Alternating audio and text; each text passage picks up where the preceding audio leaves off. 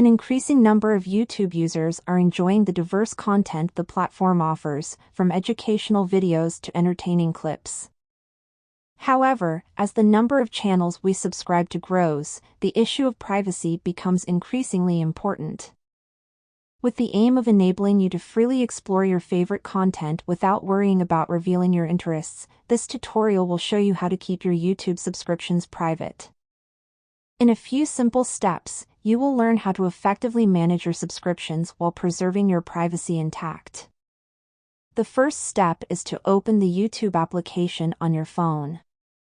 After that, in the top right corner of the screen, click on the profile picture. Now, click on your first option, your channel. As you can see, the list of channels you follow is visible. To remove this, you need to click on the small pencil icon on the right side of the screen. It will open a page with various options regarding your channel's settings. We're only interested in one option for now, which is the last one called Keep All My Subscriptions Private. Turn it on by clicking the switch next to it. Now, when we go back, we'll see that the list of channels we follow has disappeared, and only we will be able to see it.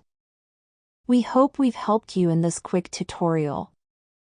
Thank you for watching, and we'll see you in the next video.